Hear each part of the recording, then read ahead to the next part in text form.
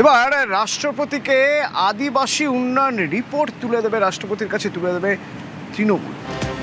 রাষ্ট্রপতি রাজ্য সংঘাতের মাঝে এক পাল্টা কৌশল তৃণমূলের। এই কৌশল থেকে তৃণমূল ঠিক কিভাবে, এই কৌশলটা কি আমি একটু জানবো। আমার সঙ্গে আবির রয়েছেন। আবির, দেখো, তুমি জানো যে গতকালকে আমরা বলছিলাম যে রিপোর্ট কার্ড পাঠানোর চেষ্টা করা হচ্ছে এবং সেই রিপোর্ট কার্ড তৈরির কাজ ইতিমধ্যে শুরু হয়ে গেছে বলে আমরা জানতে পারছি।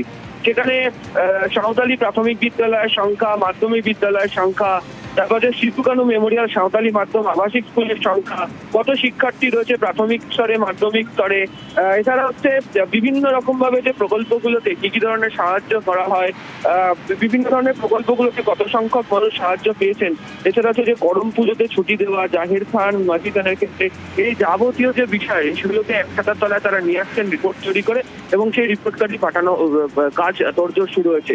আজকেও দিল্লিতে সাংসদদেরকে বলা হয়েছে যে আজকেও রাষ্ট্রপতি ভবনের সঙ্গে যোগাযোগ করার জন্য, যাতে দ্রুত অ্যাপয়েন্টমেন্ট পাওয়া যায় এবং তারপরেই সেই সংসদীয় দল যাবে। এবং গতকালকে তুমি জানো, উনি বলে রেখেছিলেন যে বিভিন্ন রাজ্যগুলোতেও ওই তৃণমূল কংগ্রেসের প্রতিনিধিরা যেতে চান। ফলে এই আদিবাসী উন্নয়ন সংক্রান্ত বিষয় নিয়ে যারা রিপোর্ট কার্ড তৈরির কাজ করে একেবারে ঘরে ঘরে পৌঁছানোর যে প্রচেষ্টা তা শুরু করছে তৃণমূল। ধন্যবাদ।